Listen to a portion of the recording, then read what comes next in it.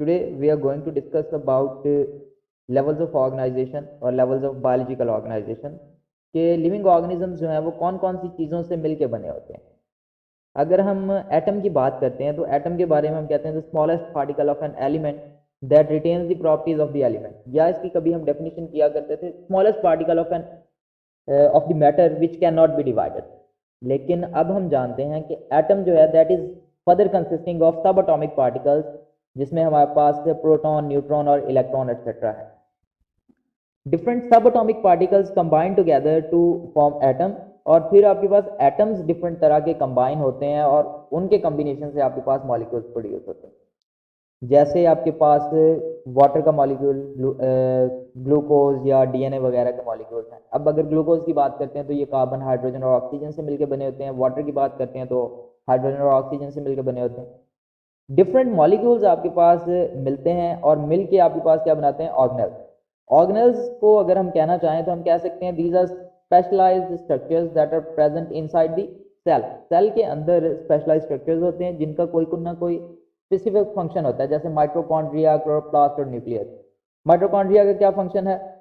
Mitochondria का function है हमारे पास एनर्जी प्रोड्यूस करना, जिसे हम पावर हाउसेस दी सेल कहते हैं। इसी तरह जो आपके पास क्लोरोप्लास्ट है, क्लोरोप्लास्ट को हम किचन ऑफ द सेल भी कहते हैं कि इसमें आपके पास क्या होता है, ग्लूकोज प्रोड्यूस होता है। न्यूक्लियस है, न्यूक्लियस को हम ब्रेन ऑफ द सेल कहते हैं क्योंकि ये सारी एक्टिविटीज को कंट्रोल करता है।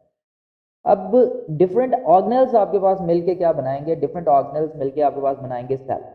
सेल को हम basic structural and unit of life भी कहते हैं।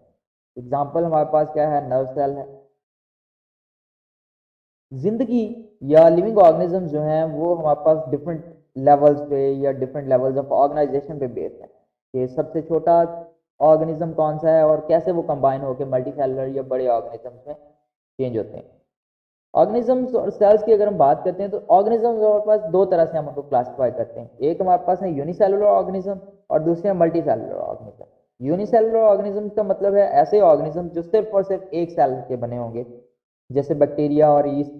और कुछ ऑर्गेनिज्म हमारे पास मल्टी सेलुलर है, यानी वो आपके पास एक से ज़्यादा, इसको हम डिफाइन करते हैं मेड अप ऑफ 2 और मोर सेल्स, जैसे ह्यूमंस, ट्रीज, फ्रॉग्स एक्सेट्रा। ये सारे हमारे पास क्या है, multi cellular organism. Unicellular organisms के अंदर कुछ भी नहीं है, definitely they are made up of only one cell. और जो मल्टी सेलुलर ऑर्गेनिजम्स हैं उनके अंदर डिफरेंट लेवल्स ऑफ ऑर्गेनाइजेशन है, यानी बहुत सी चीज़ें मिलके काम कर रही होती हैं। जैसे हमने कहा एटम्स मिलके मॉलिक्यूल्स बनाएंगे, मॉलिक्यूल्स मिलके आपके पास ऑर्गेनेल्स, और ऑर्गेनेल्स मिलके सेल बनाएंगे। इसी तरह जो आपके पास मल्टी सेलुलर ऑर्गेनिज्म है उसमें भी एक लेवल ऑफ ऑर्गेनाइजेशन होता है, जिसमें 5 लेवल्स ऑफ ऑर्गेनाइजेशन है जो कि हम देखेंगे। सबसे पहला हमारे पास सेल्स के बारे में हमने पढ़ लिया, विच इज़ दी बेसिक और structural and functional unit of the life. Cells आपके पास मिल्स के टिश्यू बनाएंगे, और टिश्यूज मिलके आपके पास ऑर्गन्स, और ऑर्गन्स मिलके क्या बनाते हैं, ऑर्गन सिस्टम। इसके बारे में हम अभी देख लेते हैं। सबसे पहले हमने कहा सेल। सेल के बारे में हमने कह दिया कि it is the basic structural and functional unit of life, and cells are specialized by size and shape for the job they do.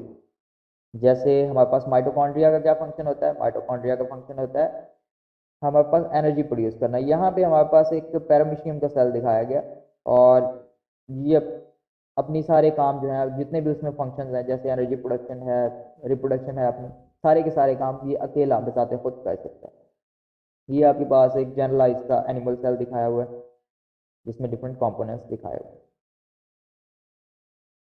Tissues की अगर हम बात करते हैं तो टिश्यूज़ मैंने आपको बताया कि टिश्यूज़ हमारे पास कैसे बनते हैं। There are made up of combination of cells. Different cells हमारे पास कंबाइंड होंगे। सेम तरह के सेल्स जब आपके पास कंबाइन हों और क्या करेंगे, सिमिलर फंक्शन परफॉर्म कर रहे हैं। जैसे हम कह सकते हैं टिश्यूज़ की अगर एग्जांपल लें, नर्वस टिश्यू, इनके अंदर 4 हमारे पास बेसिक टिश्यूज़ हैं। एपिथेलियल टिश्यू जो कि स्किन के लिए होते हैं, मसल टिश्यू, कनेक्टिव टिश्यू, और नर्वस टिश्यू या नर्व टिश्यू। ऑर्गन्स की अगर हम बात करें तो दिल जो है हमारे पास, हार्ट और ब्रेन मेजर एग्जांपल्स हैं ऑर्गन्स की। ऑर्गन्स कैसे बनते हैं, डिफरेंट आपके पास टिश्यूज जब मिलके कोई सिमिलर फंक्शन परफॉर्म कर रहे हो तो उसको हम क्या कह देते हैं, ऑर्गन कह देते हैं। जैसे हार्ट हमारे पास एक ऑर्गन है। इस तरह डिफरेंट ऑर्गन्स मिलके हमारे पास क्या बनाएंगे, ऑर्गन सिस्टम बनाएंगे। जैसे ह्यूमन ऑर्गन सिस्टम में हमारे पास सर्कुलेटरी सिस्टम है, रिप्रोडक्टिव सिस्टम है, डाइजेस्टिव सिस्टम, नर्वस सिस्टम और रेस्पिरेटरी सिस्टम है। सर्कुलेटरी सिस्टम की अगर हम बात करते हैं तो इसमें हमारे पास हार्ट है। हार्ट का काम क्या है, ब्लड को पंप करेगा। इसके अलावा खून की नालियाँ सही हैं जो कि ब्लड को लेके पूरी बॉडी में जाएंगी। और तीसरा हमारे पास कॉम्पोनेंट इसका क्या है, blood itself.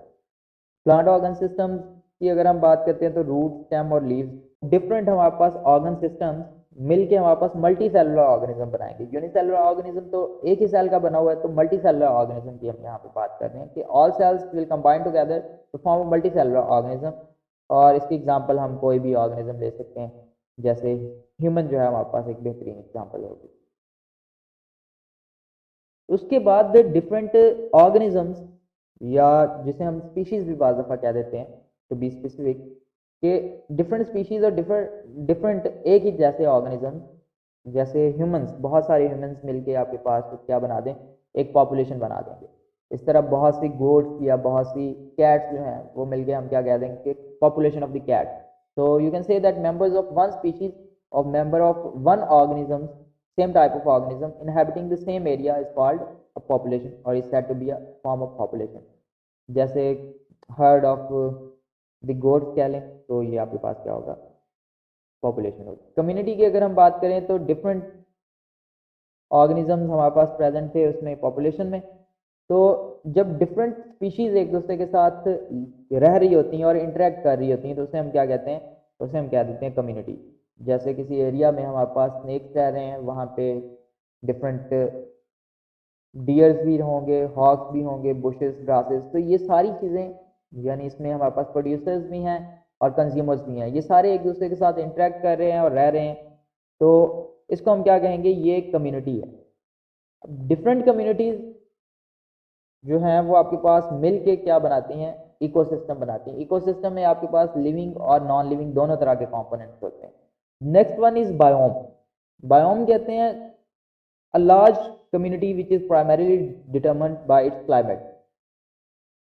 So group of ecosystems that have the same climate and similar dominant communities, उसे हम क्या कह देंगे, बायोम कहते हैं। और the last thing is biosphere, which is the part of the earth in which life exists including land, water, air and atmosphere। जितना भी एरिया जहाँ पे लिविंग ऑर्गेनिजम्स रह सकते हैं उसको हम क्या कहते हैं, उसको हम बायोस्फीयर कहते हैं। बायोस्फीयर में हमारे पास लिविंग और नॉन लिविंग दोनों कंपोनेंट्स आ जाते हैं। That's it for today. If you have any questions, you can ask your questions in the comment section. Let's see you in the next video. Take care. Goodbye. Allah Hafiz.